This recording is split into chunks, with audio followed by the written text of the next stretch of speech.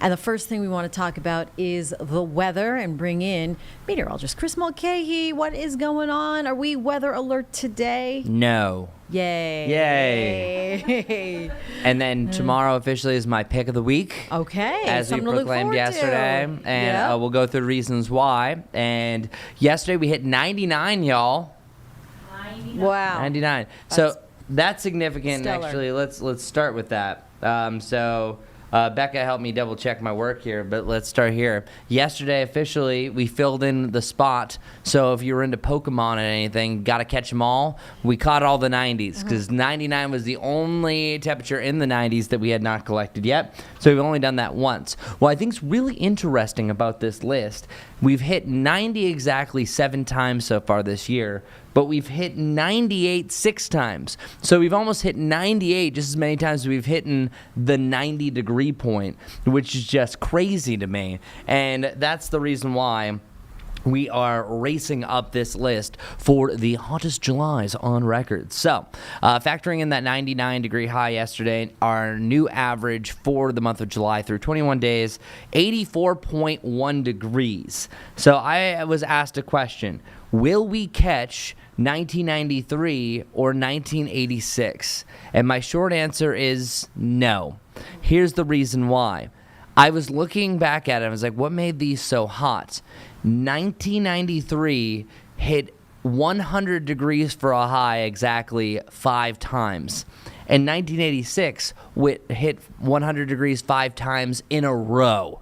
So if you look at it, because Megan Bragg interviewed me for a Verify package, hey, is this the hottest July on record? And I said, hey, this is unusual, but they're much hotter. Imagine hitting 100 degrees 5 days in a row. Now, we were pretty close. We hit 97, 98, 99 in consecutive order. But yeah, I think it's going to be very tough for us. We might be able to match 1986, but I took all of our numbers that we're forecasting for the next 10 days, factored in the average, just do my mathy self, and it looks like that would bring us within 0.1, I think, at best. So I think we're most likely going to be missing out on that. Let's talk about our current temperatures right now. We are up to 81 degrees. So I have to say, I might have gone too bold. The clouds have rolled in. It's just that, as the old saying goes, the burnt child dreads the fire. Or the burnt hand dreads the fire. Meaning that every time that I've called 89, it turns out to be 90. So I went for it. I went with superstition. So I said, you know what? It's going to be 90. And then all of a sudden the clouds are much thicker than I anticipated. So we'll see. I just go the opposite whenever I'm calling for 89 or 90, it seems. But I'm still going to stay optimistic because we only have 90 degrees to go until we're at 90. So 76 right now. Around the Lincolnton area, 75 up and around Statesville. But if you factor in the real feel, it actually still feels more like 86 degrees. So that mugginess is very apparent today. So even though we might only get to the upper 80s to around 90, it could still feel like the mid to the upper 90s. Just be advised. Here's top of our roof camera. You can see a little bit more haze, some of those thicker clouds. So even with that cloud cover, we were still able to warm up 3 degrees over the last hour. Here's your day planner, and it's okay if you don't know how to pronounce this because I don't, but it's not just July 22nd, it's also National Mango Day. I like mangoes. National Hammock Day. I like hammocks. Mangoes and hammocks. National, however you say that, Fudge Day. Do you see that? Panucci.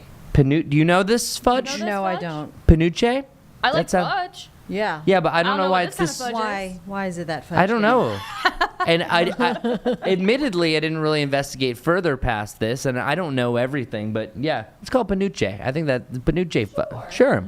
Well, you can have fudge regardless, but the top two, mango, hammock. It's a great day to chill in a hammock with a mango smoothie. How about that? So 90 degrees for our highs, but realistically, across the greater Charlotte area, we're going to range from 85 to 90.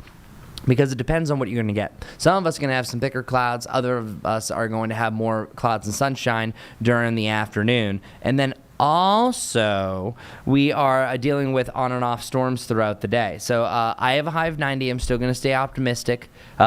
Shame on me. But really, realistically, if it's 89, 88, the only difference here is if we end our streak. But as I mentioned, it could still feel a little bit hotter. So officially yesterday was the 15th day in a row hitting 90 degrees plus. And this will potentially come to an end. This has already been a record stretch. But say if we do hit 90, and I was correct, and I wasn't duped for the 17th time, this would officially be one of the longest stretches we've had in Charlotte history, because the top 10 I've showed you before, the most we've ever done is 1993, the hottest July on record. We had 33 days in a row that was 90 or above. So I think we would be well in the 20s, and we'd make that top 10 even top 5 list. Yesterday, 99 was officially the second hottest high that we've had so far this year. 100 is the hottest. That was set back on June 25th. That day also had one of the hottest heat indices, reaching up to about 110. But you can see for our surface map, we're already seeing signs of rain, more clouds that are out and about. I think we will break the clouds up slightly. But here's what it looks like. We're seeing isolated pop-up showers and storms during the afternoon. Some of those could produce some of the heavy rain, not especially fast movers. And then I think they start to cluster together a little bit more southwest of Charlotte and a little bit further off towards the north and west. I think the mountains, you have the best chance for rain out of all of us. That rain could linger to about midnight. And there's also a scenario that we just have darker clouds and not much really comes from this. But the cool thing is once all this rain gets out of here, sometimes it takes about 24 hours for the effects of a cold front to take hold where drier air eventually moves in.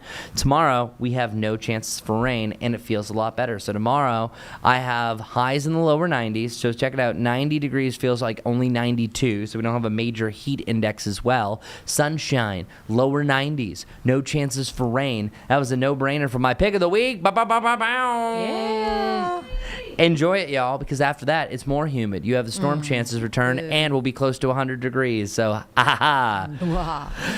The Ghost Peppers are in town. Officially, they have a game tonight, another one tomorrow. But I'm using their graphic because I tape on Tuesdays and Thursdays their Jumbotron forecasts.